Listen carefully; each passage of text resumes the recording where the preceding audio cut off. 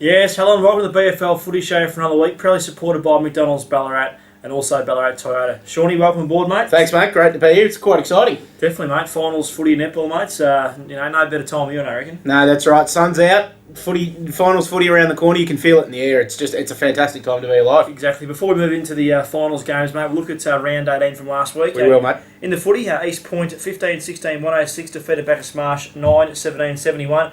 For East Point, Dan Jordan continued his outstanding season with 10 goals. Hayden Wallace kicked 2. For Bacchus Marsh, all individual goal kickers to Veldon, Wilson, Denham, Hughes, Blundell, Noonan, Van der May, Hilton and Benici.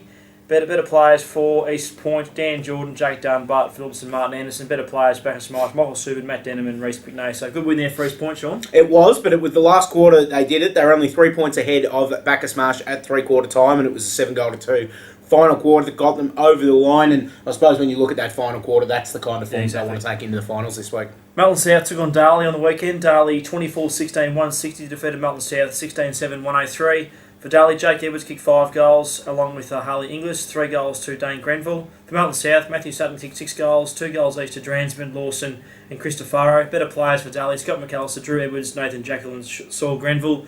Better players for Melton South, Marcus Kellett, Craig Searle and Ben Peters.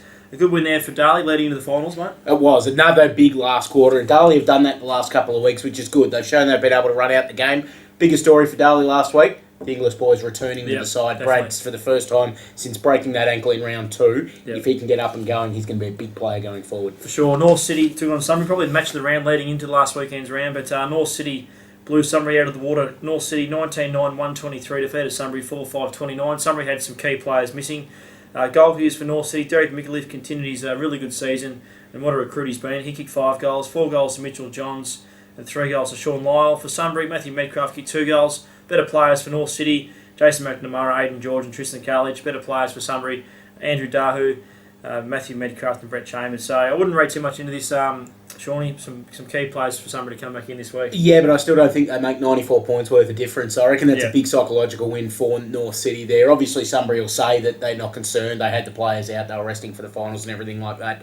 But even with them in, they still don't make 94 points worth of difference. Yeah, no, fair point. And Redan took on Melton on the weekend. Redan 11-15-81 defeated Melton 3-2-20.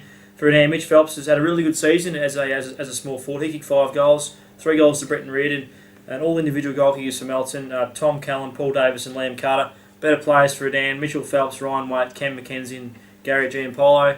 Better players for Melton, Alan Hill, Ryan Davis and Jack Walker. So really a stroll in the park here for Redan leading into the finals. It was a stroll in the park to put him in the second spot for the first time this season. You're right about Mitch Phelps. His last month in particular, he's probably the form player in the league in the last month. That's how good he's been. Exactly, yeah, he's been really good for Redan.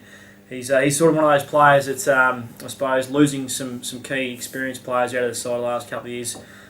Gilly and the coaching staff will be hoping some of these younger players can step up during finals, and he's showed the last couple of weeks he can play some good footy. And it's a good time. It's a good side to be in for finals as well, definitely. because you've still got a lot of experienced players in there that have played in a lot of finals can lead the way. Ballarat took on Ballarat took on Sebastopol on the weekend You're a week ahead of yourself, yeah, on a very wet ground at Sebastopol, muddy conditions. Ballarat 11-14-80 defeated Sebastopol 4-7-31. For Ballarat, Damien Larkin kicked 2 goals. For Sebastopol, Michael Powell kicked 2 goals. The better players for Ballarat, James Lukic, Daniel Kennedy, Luke Brennan and Nick Garner. Better players for Sebastopol, Luke Parker, Stephen Kelly and Sam Jenkins. We just seem to talk about James Lukic every week. He's always the best for Ballarat. Yeah, he's had a really good season. Very consistent player, and I'll be looking, I suppose, for him to play some good footy this weekend, but also he needs some help from his teammates to match it with Sunbury. Yeah, he does. Hard to read a line through Ballarat because they've played on heavy tracks in each of the last 3 weeks, so it'll be interesting to see what happens when they get out on a good Darley Park surface this weekend. And there was a mark of the week from the weekend, Shawnee, Michael Powell from Sebastopol. Yeah, took an absolute hanger, and we talk about those heavy conditions. Have a look in the second at the spring that he gets off a really heavy surface down at Marty Bush Reserve.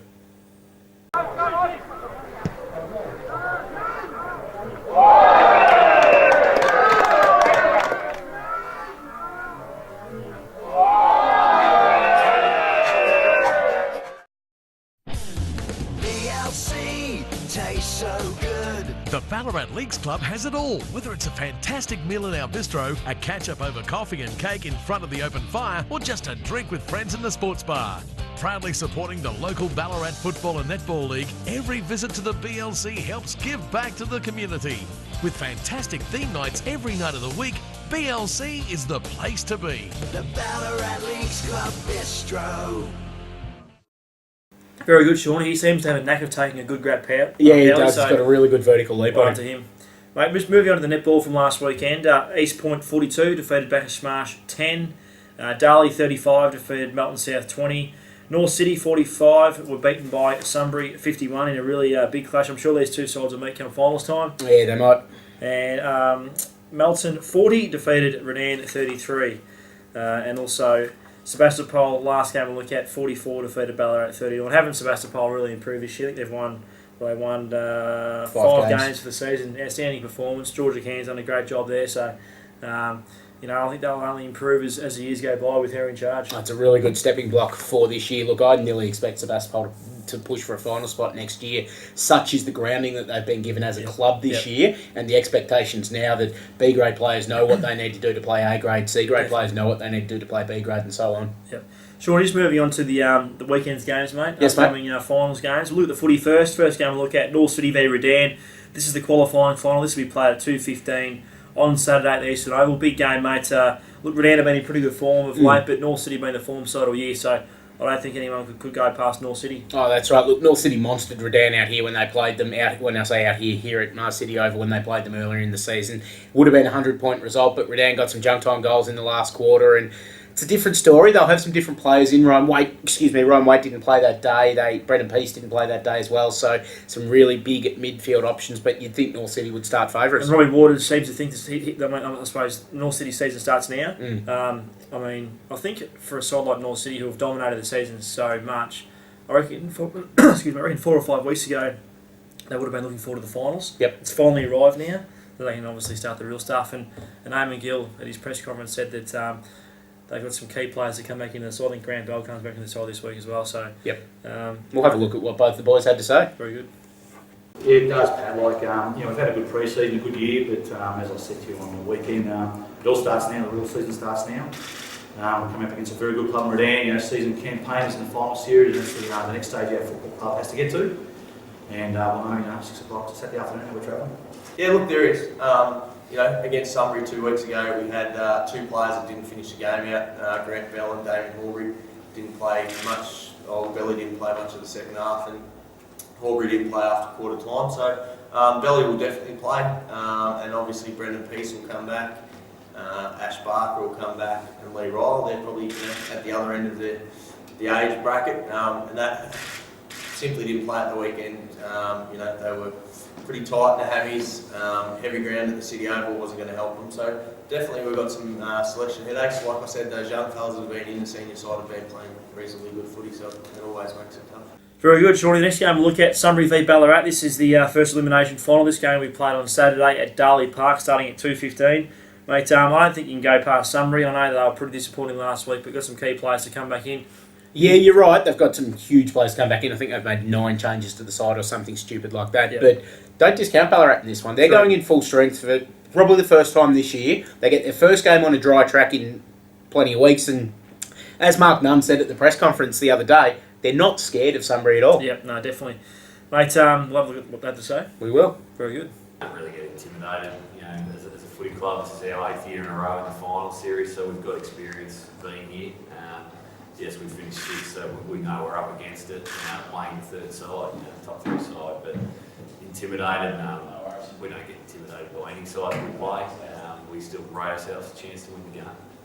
Shawnee, the second elimination final will take place between East Point and Darley. This game we played on Sunday at the Eastern Oval. And fascinating game, this one. I think East Point have had the wood on Darley the last few times they've played them. Darley have got a few injury clouds over a few players, I think, from last weekend's game. Yeah, Reece Ellis won't play this week, which is a shame because he's a very, very good player. I think this game's at the Eastern Oval. I think East Point, based on the record these two sides have had in recent times, and just the form of Dan Jordan as well, I think that East Point might be too strong. Yeah, DJ's kicked 6 goals both times they played against Darley this year. They only played a couple of weeks ago. Darley with 31 points up at half-time, and then Hayden Walters happened. Yep. Kicked 5 goals in the 3rd quarter to basically take the game away from Darley on his own. So you're right, East Point do have the psychological edge in this one. However, there is obviously some talk going around about the fact that obviously the heavy reliance on Dan Jordan to get them over the line. I know Peter Jackson mentioned that on Wednesday at the media conference and kind of addressed the notion that East Point aren't a one-man side. Yeah, it certainly is. Dan's a very modest player. It certainly wouldn't be pumping his own tyres up if he was here. But he's been a key player for us all year. He's been a significant part of our scoring power. We can score heavily, and he's been a big part of that. So obviously he's a big key for us to score. But by no means we feel we're a one-man team. A lot of work's got to get done up the ground to get the ball down deep in the forward line. We've got to have an ability to win the ball up the ground and through the midfield, and put some pressure on up there to win the ball back when it does come back. So we certainly feel that we've had the ability to do that, especially over the last half of the season. But certainly Dan is very important about making the most of some opportunities that might be 50-50 for some other players. We can certainly turn it on in that respect. So it's certainly a great comfort to have him down there, but certainly by no means we're relying on him to have a big game on Sunday to win. Very good, Shawnee. Certainly some big games of footy approaching this weekend, mate. Certainly is. I think there's no standout game. I think they're all great contests. So looking forward to it, mate. The Republic Clothing Player of the Week from last weekend goes to Tristan Calich from the North City Football Netball Club. Tristan's had a pretty good season, and congratulations to Tristan. It's been a great award all year, mate. I think the players that have received it have really enjoyed the award and go down and certainly buy something. And they've got a great benefit out of the award. So well done to you for organising the award at the start of the season. No, thank you. And Tristan, of course, a fantastic game last week against the player rated number 1 in the league in the pre-season in Paddy Karras. Took him to the cleaners. So Tristan will be the 18th bloke this year to go down and get around in some Republic Clothing gear. So he'll probably be the most stylish bloke at North City. Very good, mate. Moving on to the netball finals this weekend. In the qualifying final in the A-grade netball, North City taking on East Point. This game will be played at the Eastern Oval on Saturday afternoon, starting at 1:15 p.m. Fascinating contest. But North City have shown much improvement this year with obviously their key recruits arriving at the club. East Point have played a lot of finals netball over the last few years. Haven't really achieved too much success in terms of winning the premiership, but I reckon this year East Point can do it.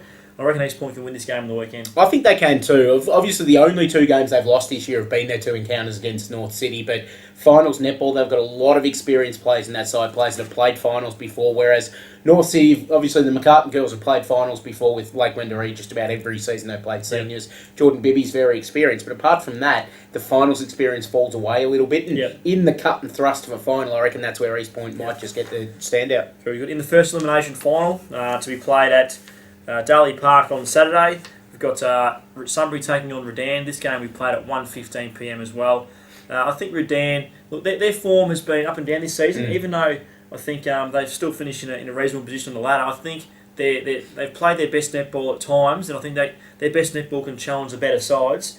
But in patches this year, they've been very scratchy as well. But I reckon with Kate McMahon coaching, I reckon she's got a knack of playing or coaching her side to play the best netball at the right time of year.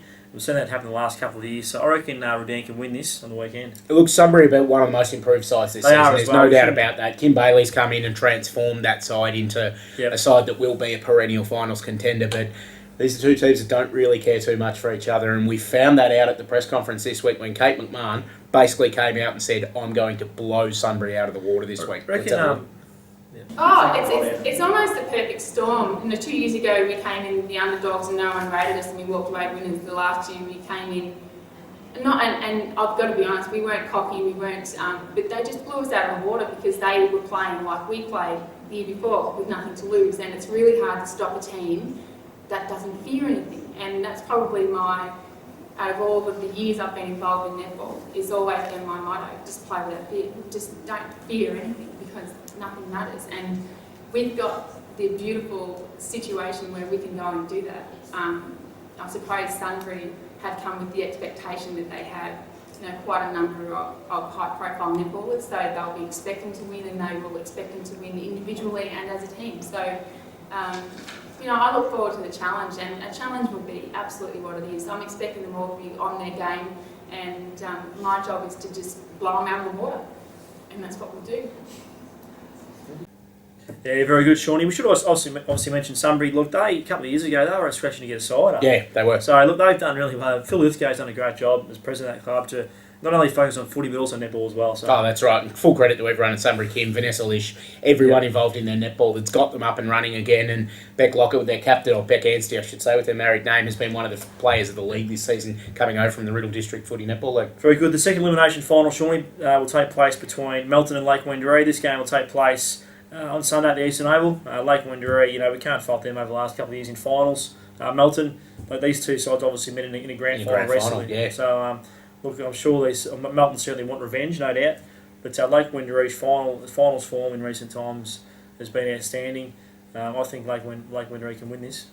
Look, Melton have been the better side throughout the season, there's no doubt about that, but the Lakers are coming good at the right time of the year. They've got their big three, Cara Hart, Emma Burton, Molly Boyle, and actually can stretch out to big four because Mel Allen's been fantastic this year as well. Yeah. As Kirsty Walsh, their assistant coach, said during the week, they're a very experienced finals side. Most of their team have played in finals throughout their careers, especially in A-grade finals as well. That's going to hold them in really good stead. Let's have a listen to what Romsey had to say. Well, I think in finals, all you need is the belief and an opportunity. And we've got an opportunity, we've worked hard for that opportunity because we had a few losses earlier in the year. But we've 7 out of the 8 players have played in more than one successful grand final. And many of them have played in at least 2 or 3 finals campaigns. So, as long as we can play well and put our best game on the court, that's what we're asking for. Very good. Shawnee, mate, big weekend of footy netball coming up. I think we've previewed the games pretty well. Mate, all the best for the weekend. I'm sure you'll be along both days. Yep, definitely Saturday. I'll be out at the Eastern Oval looking after things at the North City Redan game, so very much looking forward to that. Yeah, we certainly encourage anyone who's got nothing to do this weekend to head along to see some great football and netball action. Finals, footy and netball, I think everyone looks forward to finals. I think the forecast is going to be pretty kind to us. The weather will be okay, so looking forward to a great weekend. Thanks so much for joining us on the BFL Footy Show. Shawnee, thanks for coming in, mate. Thanks, mate. Thanks for having me. Thanks to Ballarat Toyota and also McDonald's Ballarat for proudly supporting this show. For now, it's goodbye, and we'll see you next week.